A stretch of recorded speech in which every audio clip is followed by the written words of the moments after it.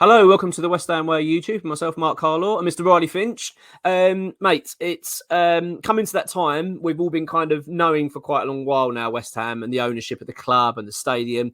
I think it's March 23 was always the date in the contract when we signed the our lease with the stadium, that if the club owners sell, they don't have to pay a windfall tax to the government. So it's always been in our minds the thinking, well, once that date passes, David Gold and David Sullivan are likely to depart and move the club. So there's always this little bit of excitement surrounding this, because I think the fans want to see that change happen. I'm not saying that's happening, by the way. I just think that that's what's likely.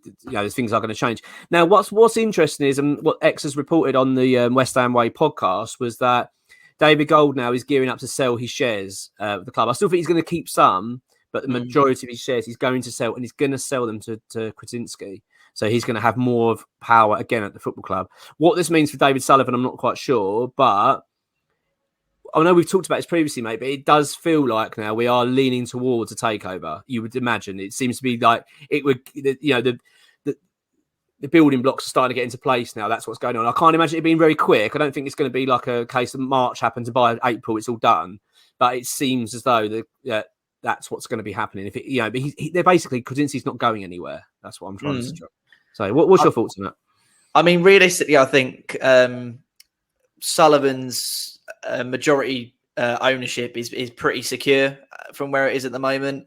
He's always had a lot more money than Gold anyway. Gold has always been a much more minority shareholder between the two, but obviously because they've done business together, it's kind of known as GSB. So I think if we're moving into the era of it's no longer Gold and Sullivan, it's more going to be Kretinsky Sullivan.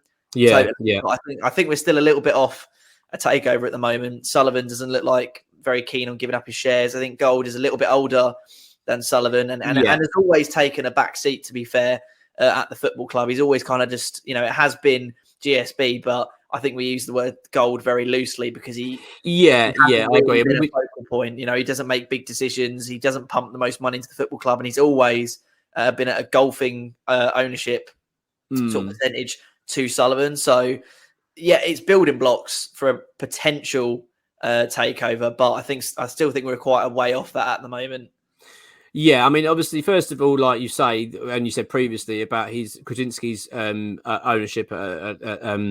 Is it Spartak Moscow? Sorry, what club does he own again? So he's at Slavia Prague, and if he was to become a majority shareholder at West Ham, he would have to relinquish majority shareholder of Slavia Prague because UEFA rules state that if you ever could face a club in a certain competition, you can't be a majority shareholder of both clubs. So obviously, we could face them in Europa League. Therefore, he can't be the majority shareholder of both clubs. Yeah, absolutely. So that's kind of a key. And like we've said previously, I think that's something you've got to keep an eye on as well, because that's obviously going to be kind of indicative of what's going on. I think, like you said, as what you touched on, I think David Gold as well, I think a key reason as well for him selling these shares is due to his age. He is getting very old now. I mean, how much longer he's got left on this planet, I don't really know. You can't imagine it's going to be another 10 years. It's probably going to be, I'd say, significantly less than that. So that must be part of the process. I'm guessing the thought process behind this as well, that he's probably not going to be around for too much longer. So I'm guessing that he'll keep some shares for his family and their interests, like a lot of owners do. But what's interesting is that it is Kretinsky that's buying them. It's not Sullivan. So that shows you then that Kretinsky's... And what I like about it, it shows that he's serious about the club still. It's not as if he's gone in, said a few words, spent a bit of money, then deep down he's probably thinking, well, I'm not going to hang around for much longer. I'm probably going to start gearing up. He looks like he actually is going to be staying for the long term. And now we're obviously passing this windfall tax clause in the contract. This is obviously very attractive now to Sullivan, you imagine, to start gearing up to wanting to sell, because he's now not going to have to relinquish 25% of his share, the money he receives, to the government, which is, at the end of the day, the club's worth what? I think they're talking about £700-800 million, and I think they bought it for about 70. So whatever way you look at it, he's going to come away with a lot of money out of this. And let's be honest, he's not exactly young, is he, David Sullivan? He's getting on now. I'm sure they must be getting to a stage of his family and his life that he might just want to settle down and stop the stress of running a football club.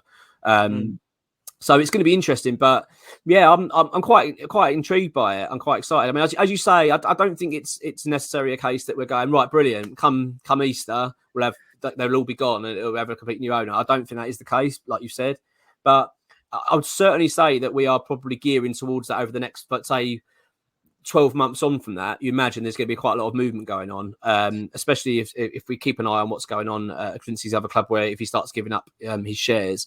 I mean, there's one thing that we haven't mentioned as well, which is a big factor, and that's that he's, I think, one of the majority shareholders in the Royal Mail.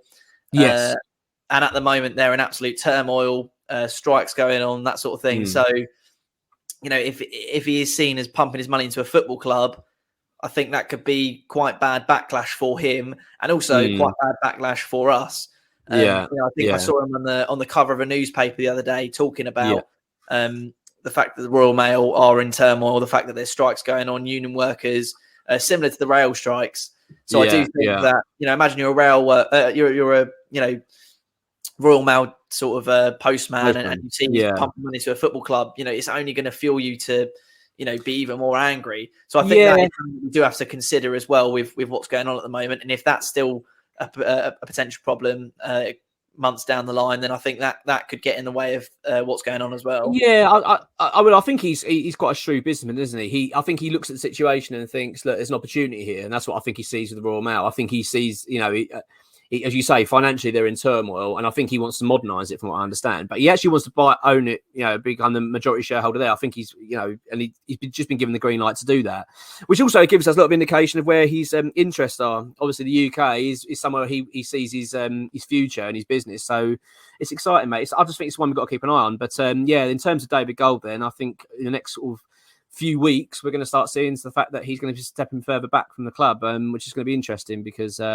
Yeah, I do think in the long run this is going to lead to Kretinsky taking over the football club as a majority shareholder. But as you say, maybe not quite just yet. Yeah, I do think we're a tiny bit off that just yet. But, you know, like you say, it does look like he's making moves. Obviously, to me, it does kind of scream money, money, money. Which obviously, you know, fair enough. If he's willing to make it, he's willing to spend it from what I've seen from the transfer window. But, you know, like I say, he's a shrewd businessman. He doesn't seem, you know, the one thing I would question is he doesn't seem like a very big, passionate football guy.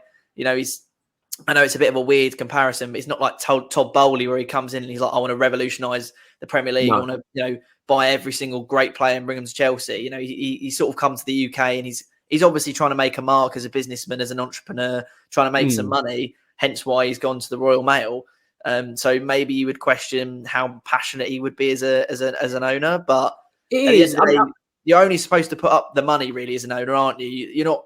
I'd rather have a backseater as a football club owner, to be honest. Absolutely, I actually, and I prefer that. I think I prefer someone with money that think more business and think, I want to make West Ham a top football club. I want to be in the Champions League. I want to be reaping all the rewards that football could offer. But I don't really want to be getting involved in the football side of it. I think that's what we want. I get the impression he's more of a person that puts people in the positions to deal with that kind of stuff. You know, I don't think he's necessarily a face-to-face person. Obviously, he sits on the board, and West Ham operate very differently now, you know, compared to how we used to operate. And I think he's made big changes.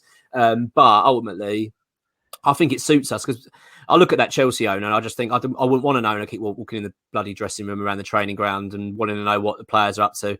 It shouldn't really be his business, really.